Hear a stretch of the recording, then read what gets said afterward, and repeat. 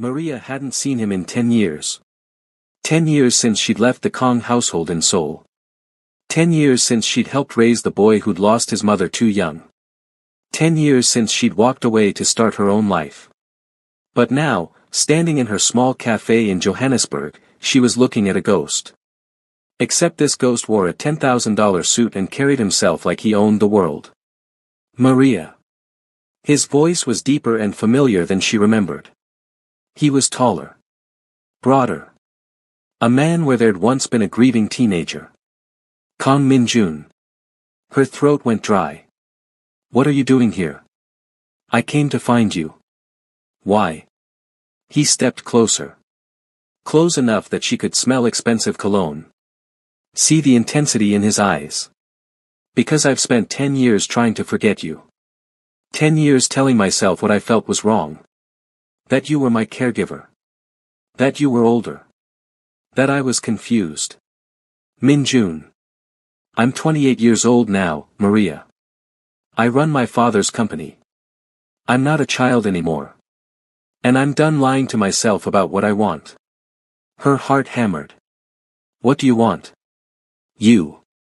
The word hung between them like a detonation. I watched you grow up, she whispered. I took care of you when you were 10 years old. I helped raise you. I know. And I've spent 18 years falling in love with you. That's not, you can't. I've tried not to. God knows I've tried. But I can't forget the way you held me when my mother died. The way you taught me to be strong. The way you saw me as more than just the heir to a fortune. You were a child. I was. But I'm not anymore. He reached out, almost touching her face, then stopped himself. Tell me you don't feel this too. Tell me I'm alone in this. And I'll walk away and never bother you again. She should say it. Should tell him he was imagining things. That she was 45 and he was 28 and this was impossible. But when she opened her mouth, the lie wouldn't come. Because she'd thought about him too. For 10 years, she'd wondered what happened to the boy she'd helped raise. The brilliant, broken child who'd clung to her after his mother's funeral. Who'd looked at her at 18 like she was his whole world. Who'd made her run because she'd been terrified of what she was starting to feel. You need to leave, she said instead. Not until you tell me the truth. The truth is you're 17 years younger than me. The truth is I helped raise you. The truth is this is wrong on every level. The truth, he said quietly, is that you left 10 years ago without saying goodbye. And I've spent every day since then trying to understand why. She looked away. I had my reasons. Then tell me what they were. Before she could answer, the cafe door burst open. A woman stormed in. Elegant. Korean. Mid-50s. Fury radiating from every pore. So this is where you've been hiding. Maria's blood turned to ice. Mrs. Kang. Mrs. Kang, Min-jun's stepmother. This was going to change everything. Before we continue with the full story, take a moment to tell us where you are watching from because we value you. You can like and subscribe to this channel for more Afro-Korean romance stories. Back to the story. 15 years ago, Maria Jones had arrived in Seoul with a nursing degree and a broken heart as she was dumped by her fiancé. At 30 years old, she'd felt like her life was over before it had truly begun. The International Placement Agency had been her last hope. We have a position, the woman had said, barely looking up from her paperwork. Live-in caregiver for a child in Seoul. Korean family. Very wealthy. Very private. The pay is excellent, but the circumstances are delicate. Delicate how? The mother recently died. Cancer. The boy is 10 years old and not handling it well. The father travels constantly for business. They need someone with medical training who can also provide emotional support. Maria had taken the job without hesitation. The Kang estate had been overwhelming. Glass and marble, overlooking the Han River, security gates and staff quarters. The kind of wealth that made her small apartment in Lagos look like a storage closet. Mr. Kang had greeted her in his office, cold, formal, grieving in the way wealthy men grieve, by burying themselves in work. My son doesn't speak anymore, he'd said without preamble. Not since his mother died 3 months ago. The doctors say there's nothing physically wrong. It's psychological. Trauma. I understand. Do you? His eyes had been hollow. My wife was everything to him. I work 16-hour days. I built this empire for her, for him, and now she's gone and I don't know how to be what he needs. The previous 3 caretakers quit. He won't eat. Won't sleep. Just sits in his room staring at nothing. Let me try. She'd found Min-jun in his bedroom, a small figure curled up in an enormous bed, clutching a photograph of a beautiful Korean woman. His mother. Hello, Min-jun, Maria had said softly in careful Korean she'd been practicing. My name is Maria. I'm going to be staying here to help take care of you. He hadn't looked at her. I know you miss your mother. I lost mine when I was young too. It feels like the world ended, doesn't it? Still nothing. You don't have to talk to me. But I'm going to be here. Every day. And whenever you're ready, I'll be listening. She'd left him a plate of food and walked out. For 2 weeks, Min-jun hadn't spoken a word. But Maria had stayed consistent. She'd brought meals. Sat quietly in his room reading books aloud. Helped him with homework he wouldn't do. Never pushing. Never demanding. Just present. The breakthrough came on a rainy Tuesday. She'd found him sobbing in the hallway outside his mother's old room, which his father had locked and forbidden anyone to enter. Maria had simply sat down beside him on the floor. And held him while he cried. She's gone, he'd finally whispered in Korean. His first words in months. She's really gone and she's never coming back. I know, baby. I know. It hurts. It's supposed to hurt. That's how you know the love was real. He'd looked up at her with eyes too old for his 10-year-old face. Does it ever stop hurting? No. But it gets different. Softer. Like a scar instead of an open wound. Will you stay? The others all left. I'll stay as long as you need me. He'd wrapped his small arms around her neck. Promise? I promise. And she'd kept that promise. For 8 years, she'd kept it. She'd been there when he started speaking again. When he went back to school. When he had nightmares and called for his mother but woke to find Maria instead. She'd helped him with homework, taught him to cook, listened to his fears about disappointing his father, celebrated his victories, mourned his losses. She'd watched him transform from a broken 10-year-old into a brilliant, kind, complicated teenager. And somewhere along the way, though she'd never admitted it, barely acknowledged it to herself, she'd started seeing him differently. It happened in small moments she tried desperately to ignore. When he was 15 and had grown tall enough to look her in the eye, and she'd felt her breath catch. When he was 16 and had started working out, and she'd found herself noticing the change in his shoulders, his arms, before forcing herself to look away. When he was 17 and had dated a girl from school, and Maria had felt something ugly and possessive twist in her chest. She'd told herself it was normal. Maternal protectiveness. Nothing more. But she'd known she was lying. The real moment of truth came when Min-jun was 18.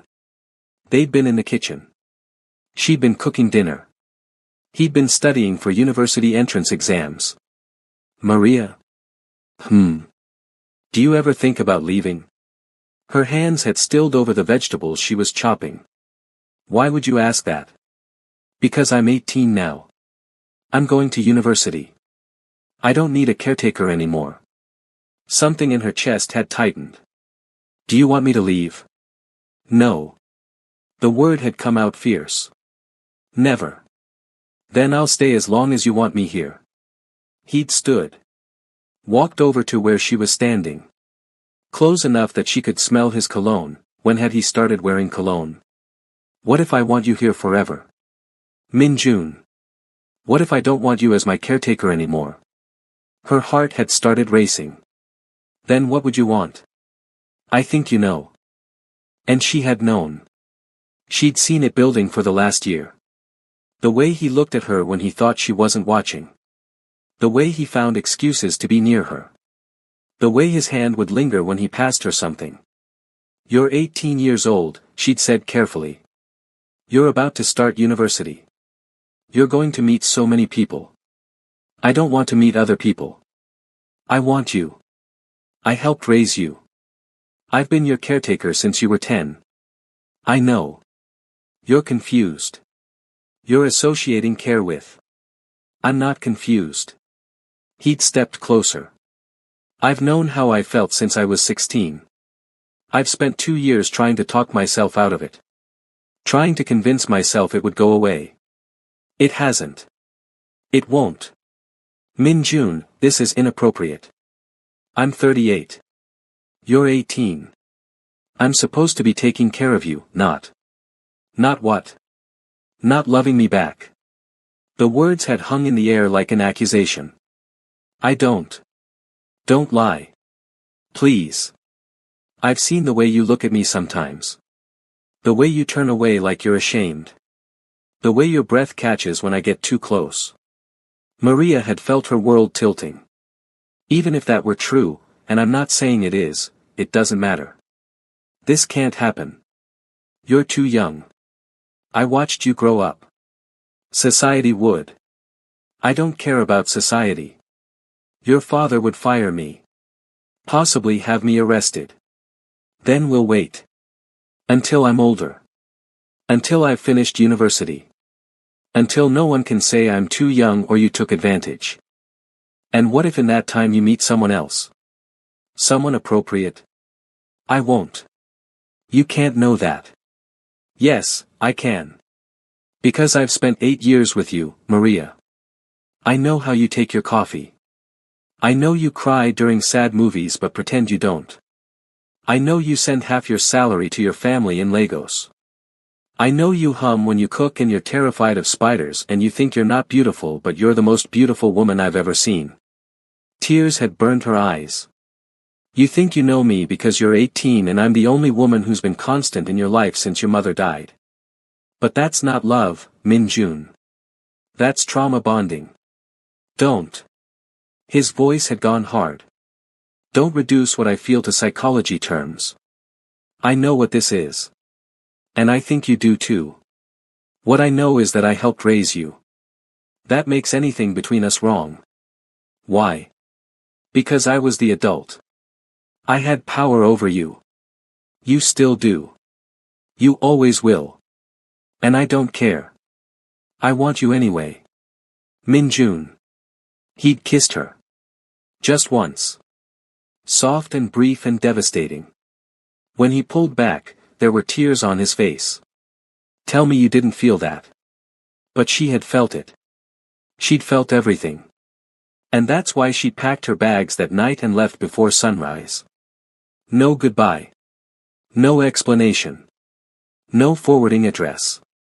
Because if she'd stayed one more day, she would have kissed him back. And that terrified her more than anything. She'd told herself she was doing the right thing. Protecting him from a relationship that society would never accept. Protecting herself from the judgment that would destroy her. But as she'd boarded the plane back to Johannesburg, watching Seoul disappear beneath the clouds, she'd known the truth. She wasn't protecting Min-jun. She was running from her own feelings. From the fact that somewhere between helping a broken 10-year-old heal and watching him become a brilliant 18-year-old man, she'd fallen completely, inappropriately, impossibly in love with him. And she'd spent the next 10 years trying to convince herself she'd done the right thing by leaving. Trying to forget the way he'd looked at her. The way he'd kissed her. The way he'd said, "I love you," like it was a promise. She'd almost succeeded in moving on. Until the day she received his letter. Until he'd walked into her cafe, no longer a confused 18-year-old, but a 28-year-old billionaire who'd spent 10 years building himself into someone who could stand in front of her and say. The woman who'd married his father 2 years after his mother died. The woman who'd made Maria's life hell until she'd finally escaped. "You have some nerve," Mrs. Kong spat in Korean, then switched to English. "Coming back into my stepson's life. Trying to manipulate him again. I didn't come back into his life. He found me. Because you planted seeds before you left. Made him think you were some saint who cared about him. I did care about him. You were hired help. You had no right to make that boy dependent on you. Enough. Min Jun's voice cut through the tension like steel. You don't get to speak to her that way. She's a gold digger, Min Jun. She always was. Why do you think your father fired her? The words hit Maria like a physical blow. What? Min Jun turned to her. You told me you quit. You said you needed to go home. She was fired, Mrs. Kong interrupted, because your father caught her stealing. But she ran before he could press charges. That's a lie. Maria's voice shook. Is it? Then why did you leave so suddenly? Why no goodbye? Why did you disappear in the middle of the night? Min Jun stared at Maria. Tell me she's lying. And this was the moment. The moment Maria had been dreading for 10 years. Because the truth was more complicated than either version. Yes, she'd been fired. But not for stealing. For something far worse in Chairman Kang's eyes. For developing feelings for his son. She'd been 27 years old, working as Min Jun's live-in caregiver after his mother's death. He'd been 10, traumatized, clinging to her like a lifeline. She'd loved that child. Genuinely, purely loved him like the son she'd never had. But as years passed, as he grew from a wounded boy into a brilliant teenager, something had shifted. By the time he was 16, she'd started noticing things she shouldn't. The way he looked at her. The way he found excuses to be near her. The way her heart jumped when he smiled. She'd been horrified by her own feelings. Had told herself it was nothing. That she was projecting. That she was lonely and he was just a kind, attentive teenager. But Chairman Kong had noticed. Had called her into his office one night when Min Jun was 17. You need to leave. Sir. I've seen the way my son looks at you. And worse, I've seen the way you look at him. I would never. I know you haven't. But you will. He's 17. In a year, he'll be an adult. And he's already half in love with you. That's not. Don't insult me by lying. I'm giving you a choice. Leave now, quietly, with a generous severance. Or stay and watch me destroy your reputation so thoroughly you'll never work again. She'd left that night. No goodbyes. No explanation. Because she'd known he was right. She had been developing feelings for the boy she'd helped raise. And it was the most shameful thing she'd ever experienced. Now, standing in her cafe with Min Jun staring at her and his stepmother smiling triumphantly, she had to make a choice. Tell him the truth and confirm his worst fears. Or let him believe she was a thief. The truth, she said quietly, is that your father asked me to leave. And I agreed it was best. Why? Because you were 17 years old and developing an attachment to me that wasn't healthy. He knew. Min Jun's face went pale. My father knew how I felt about you. Yes. And he fired you because of it? He gave me a choice. Leave quietly or face consequences. So you chose to abandon me without explanation. His voice cracked. Do you have any idea what that did to me? I woke up and you were gone. No note. No goodbye. Nothing. I'm sorry. Sorry. He laughed bitterly. I spent months thinking I'd done something wrong. That I'd driven you away. I was 17 years old and the one person who'd made my mother's death bearable just disappeared. I had no choice. You had every choice. You could have told me the truth. You could have explained. You were 17. And you were the adult. You should have found a way. Mrs. Kong watched the exchange with obvious satisfaction. Now you see what she is. A coward who runs when things get difficult. Stay out of this, Min Jun said without looking at her. I'm trying to protect you. You're trying to control me. Just like you tried to control my father. Just like you tried to erase every memory of my real mother. How dare you? Get out. Min Jun's voice was deadly quiet. Get out of this cafe. Out of this city. Out of my life. Your father would never. My father is dead. And you have no power over me anymore. Mrs. Kang's face twisted with rage. But she must have seen something in Min Jun's expression because she turned and left without another word. The silence after she left was deafening. Maria stood behind her counter, shaking. Min Jun stared at her. Did you have feelings for me? When I was 17. This was it. The question that would define everything. She could lie. Say no. Maintain the moral high ground. Or she could tell the truth. Yes, she whispered. What? Yes. I had feelings for you. Starting when you were about 16. And it terrified me. Because I'd helped raise you. Because you were a child in my care. Because it was wrong on every level. But I wasn't a child at 16. You were. You were 16 years old and I was 26 and I was supposed to be your caregiver, not someone who developed romantic feelings for you. So you ran. I ran because I was ashamed. Because I didn't trust myself. Because your father was right, if I'd stayed, something would have happened. And I would have hated myself forever. And now. His eyes burned into hers. Now I'm 28. You're 45. I'm not a child. I haven't been your ward in 10 years. What's your excuse now? The excuse is that I still helped raise you. That I still have memories of you as a 10-year-old boy. That I still feel like this is wrong.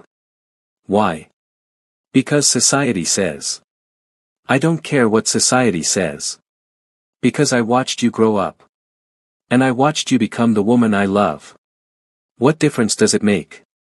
It makes all the difference. Why? Because you're older. Because you were my caregiver. Because people will judge us. He stepped closer. Or because you're terrified that if you admit you love me too, you'll have to face the fact that what you feel isn't wrong, it's just inconvenient.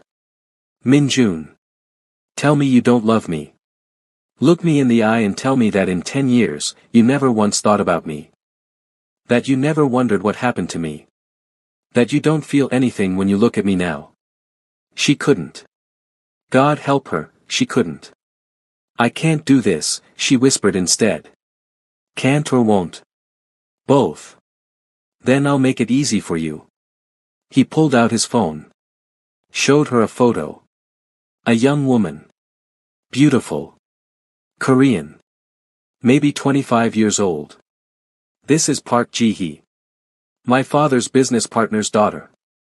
My stepmother has been trying to arrange our marriage for 2 years. Maria's stomach dropped. Why are you telling me this? Because if you tell me right now that you'll never give us a chance, I'm going to marry her. Not because I love her. But because I'm tired of being alone. Tired of measuring every woman against you and having them all fall short. That's not fair. None of this is fair. You left without saying goodbye. I spent 10 years thinking you didn't care. And now I find out you ran because you had feelings for me. How is any of that fair? So you're giving me an ultimatum? Be with you or you'll marry someone else. I'm giving you a choice. The choice you never gave me 10 years ago. This is emotional blackmail. This is me being honest. His voice broke. I love you, Maria. I've loved you since I was too young to understand what that meant. I've loved you through a decade of absence. I've loved you while building an empire just to prove I was worthy of you. You were always worthy. Then prove it. Choose me. Stop hiding behind excuses and age gaps and what other people think. And if I can't? His jaw tightened. Then I'll marry Ji-hee. We'll have a marriage of convenience. I'll give my stepmother what she wants. And I'll spend the rest of my life pretending I don't love you. Min Jun. You have 1 week. He pulled out a business card, set it on the counter. That's where I'm staying. If you want me, if you're willing to try, come find me before next Saturday. And if I don't? Then I'll know your answer. He turned to leave. Wait. He stopped. This isn't just about us. There are other people affected by this. Who? Your stepmother will make our lives hell. I don't care about her. Your father's company. If we're together, people will talk. They'll say I manipulated you. That I groomed you. Let them talk. The media will destroy me. A 45-year-old woman who dated the man she helped raise. I'll be labeled a predator. Then we'll fight back. Together. You say that now. I say that always. He turned back to her. I've spent 10 years preparing for this, Maria. 10 years building power, influence, wealth. Not because I care about any of those things. But because I knew that loving you would be a battle. And I wanted to make sure I had the weapons to fight it. What if the weapons aren't enough? Then we'll lose together. But at least we'll have tried. He walked out. And Maria was left standing in her empty cafe, holding his business card, her heart in pieces. The next 6 days were torture. Maria tried to work. Tried to focus. Tried to convince herself that letting Min Jun marry someone else was the right thing. But she couldn't stop thinking about him. About the 10-year-old boy who'd cried in her arms after his mother's funeral. About the 16-year-old teenager who'd looked at her like she hung the moon. About the 28-year-old man who'd spent a decade loving her from afar. On the 5th day, her best friend Thandai cornered her. You're miserable. I'm fine. You're in love with him. That's ridiculous. Is it? Because you've been staring at that business card for 5 days straight. Maria set down the card. It's complicated. Love usually is. I helped raise him, Thandi. I changed his bandages when he fell. I helped him with homework. I tucked him in at night. When he was 10. He's 28 now. That doesn't change the history. No. But it changes the context. Thandai sat down. Let me ask you something. If you'd met him today, with no history, would you be interested? That's not. Answer the question. Maria closed her eyes. Pictured Min Jun as he'd stood in her cafe. Confident. Brilliant. Devastatingly handsome. Everything she'd ever wanted in a partner. Yes, she admitted. Then the only thing stopping you is shame. It's not that simple. It is exactly that simple. You're ashamed of having feelings for someone you once cared for as a child. But Maria, people change. He changed. And I'm guessing you changed too. What if people judge us? People will judge you for being black in Korea. For being older than him. For being successful. For breathing wrong. You can't live your life afraid of judgment.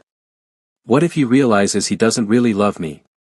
That it's just hero worship or unresolved attachment issues? What if he really loves you and you throw it away because you're too scared to try? Maria was quiet. How many years do you have left, do you think? Thandai asked gently. What kind of question? You're 45. Let's say you live to 90. That's 45 years. 45 years you could spend alone, safe from judgment, wondering, what if? Or 45 years with someone who loves you, facing whatever comes together. Which sounds better? When you put it that way. There is no other way to put it. You have a chance at real love. Complicated, messy, unconventional love. But real. Take it or don't. But make the choice consciously. Not out of fear. That night, Maria couldn't sleep.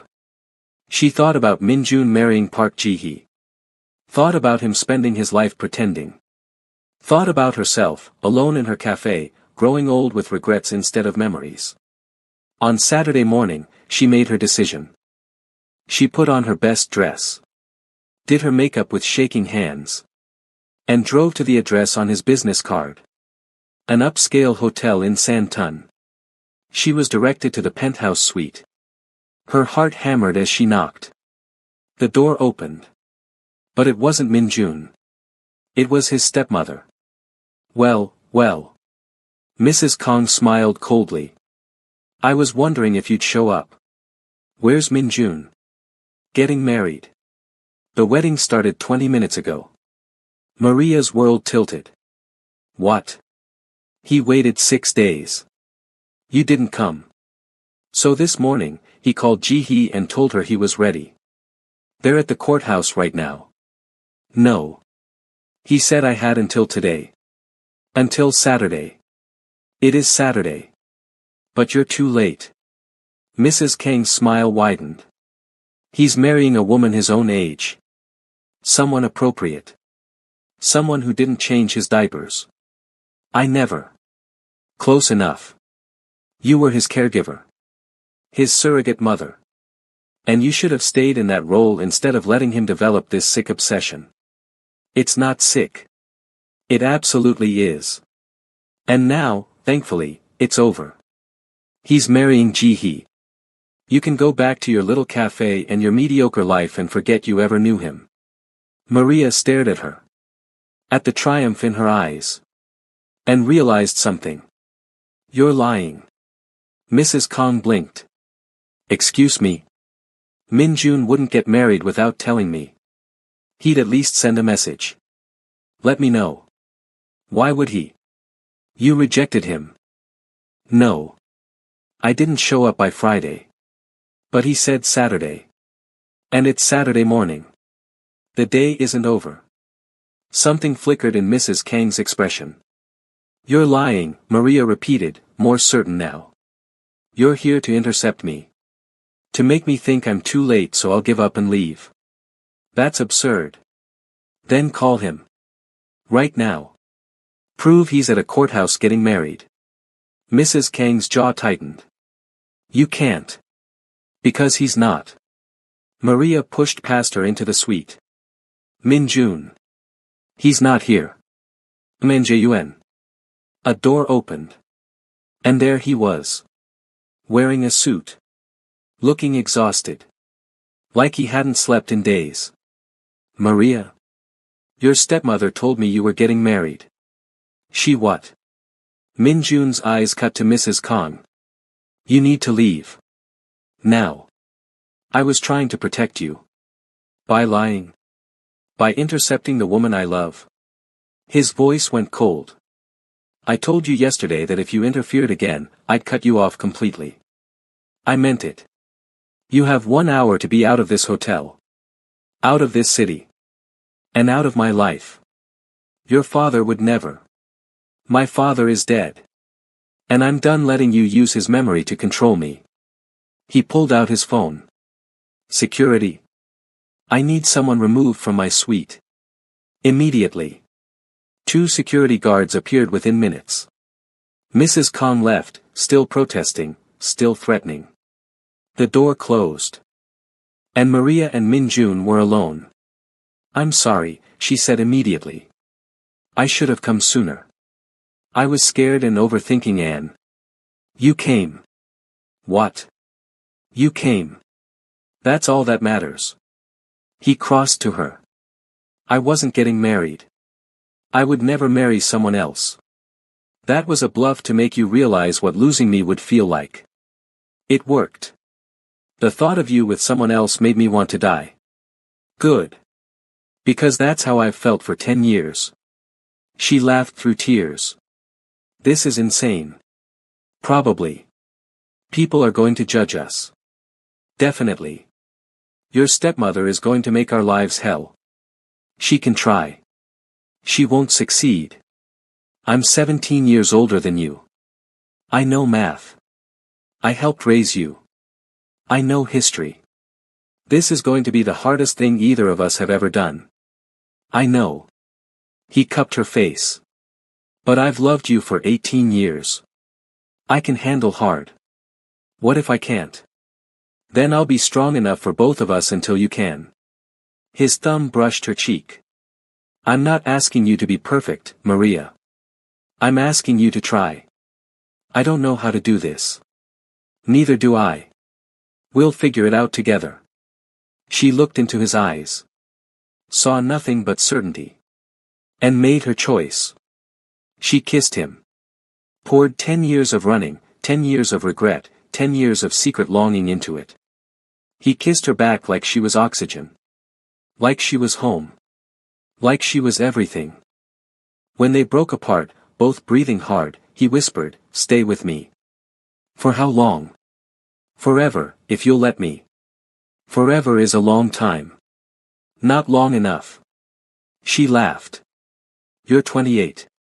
You don't know what forever means. I know it means waking up next to you. Growing old with you. Facing whatever comes with you. His forehead pressed against hers. I know it means never letting you run again. What if I want to run? Then I'll run with you. But we run together or not at all. Maria closed her eyes. Felt the weight of her choice settling over her. It wouldn't be easy. People would judge. His stepmother would cause problems. The media might catch wind. There would be moments of doubt. Moments of fear. Moments when the age gap felt impossible and the history felt too heavy. But looking at Min Jun, this man who'd loved her through a decade of silence, she realized something. She'd spent 10 years being safe. And safety had gotten her nothing but loneliness. Maybe it was time to be brave. Okay, she whispered. Okay. Okay, I'll try. I'll stay. I'll give this a chance. Really? Really? She smiled through tears. But you have to be patient with me. I'm going to panic. I'm going to overthink. I'm going to have moments where I want to run. And I'll be there to remind you why you stayed. He kissed her forehead. We'll take it slow. One day at a time. No pressure. No expectations.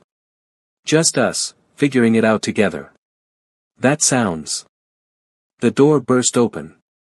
Mrs. Kong stood there with a photographer. See? I told you. The caregiver seducing her former charge. Get the photos. The camera flashed. Min Jun moved instantly, shielding Maria with his body. Get out. The world needs to know what kind of woman you are. Mrs. Kong spat at Maria. A predator who groomed a child. I'll sue you for defamation so thoroughly you'll lose everything. Min Jun's voice was deadly calm. Those photos never leave this room. You never speak about this again. Or I make it my life's mission to destroy you. You can't threaten me. That wasn't a threat. That was a promise. He pulled out his phone. I have evidence of every lie you've told about my mother. Every piece of fraud you've committed in my father's name. Every affair you had while married to him. Shall I release it all? Or would you prefer to disappear quietly? Mrs. Kang's face went white. The photographer leaves his camera. You both leave this hotel. And if I ever see either of you again, I release everything. Min Jun's eyes were ice. Choose. The photographer set down his camera and fled. Mrs. Kong stared at her stepson. He would be ashamed of you. My father loved my mother. And he loved me. What would shame him is you, using his memory to justify your cruelty. Min Jun's voice softened slightly. You could have been kind. You could have honored her memory. Instead, you tried to erase her. That's what he'd be ashamed of. Mrs. Kong left without another word. Min Jun locked the door behind her. Destroyed the camera's memory card. Then turned back to Maria. She was shaking. I'm sorry, he said immediately. I should have anticipated. That's what our life will be like, won't it? People trying to destroy us. Calling me names. Calling you a victim. Probably. I don't know if I'm strong enough for that. Then lean on me when you're not. He pulled her close. I've got enough strength for both of us. For how long? However long you need. She buried her face in his chest. Felt his heart beating steady and strong. And made a decision. Let them come, she whispered. What? Let them come. Let them judge.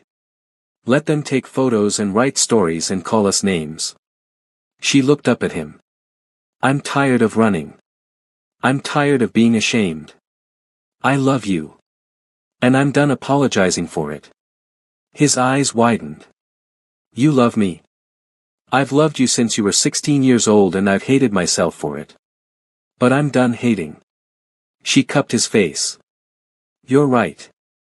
You're not a child. I'm not your caregiver. We're two adults who love each other. And if the world has a problem with that, that's their issue. Not ours. He kissed her then. Deep and desperate and full of 10 years of waiting. When they broke apart, he was smiling. So what happens now? Now we figure it out. Day by day. Together. I can work with that. Good. Because I have some conditions. Name them. 1. We go slow. No rushing into anything public until we're both ready. Agreed. 2. If this gets too hard, we talk about it. No running. No hiding. We face it together. Done. 3. You have to stop calling me the woman who raised you, in your head. It's creepy. He laughed. I call you the woman I love. Better. She smiled. And 4. You have to promise that if you wake up one day and realize this was a mistake, you tell me. You don't stay out of obligation or guilt. That will never happen. Promise anyway. I promise. But only if you promise the same. Deal. They shook on it, both smiling through tears. And Maria realized this was her future. Complicated. Unconventional. Fraught with judgment and obstacles. But real. And worth fighting for. 1 year later, they sat on a beach in Cape Town, watching the sunset. My stepmother gave an interview, Min Jun mentioned casually. I saw it. She called me every name in the book. And I don't care. Maria squeezed his hand. She can say whatever she wants. It doesn't change anything. The stock price dipped after the interview. And it recovered within a week. Turns out investors care more about profit margins than my personal life. Shocking. He laughed. Pulled her closer. I love you. I love you too. Still scared. Terrified. Me too. But you're worth it. He kissed her temple. Every judgment. Every article. Every whisper. You're worth all of it. Maria looked at this man she'd known since he was 10. The boy who'd clung to her after his mother died. The teenager who'd fallen in love with his caregiver. The man who'd spent 10 years waiting for her to be ready. I'm sorry I made you wait so long, she whispered. I'm not. If you'd said yes at 18, we wouldn't be here now. We needed the time apart. We needed to grow. To become people who could handle this. You really believe that? I know it. Because the woman who ran 10 years ago wouldn't have had the strength to face what we've faced this year. And the boy I was then wouldn't have had the maturity to support you through it. When did you get so wise? I had a good teacher. She taught me to be strong. To be patient. To love without expecting anything in return. I never expected you to love me. I know. That's why I do. They sat in comfortable silence as the sun set over the ocean. And Maria thought about how a year ago, she'd been alone and safe and miserable. Now she was exposed and vulnerable and happier than she'd ever been. Because love, real love, was worth the risk. Even when it was complicated. Even when it was forbidden. Even when the world said no. Sometimes, the bravest thing you can do is say yes anyway. If this story touched your soul, if it made you believe love can survive impossible odds, if it reminded you that the heart wants what it wants regardless of rules or age or history, hit that subscribe button now.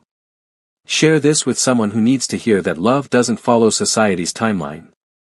Drop a comment telling us, Could you love someone you once cared for?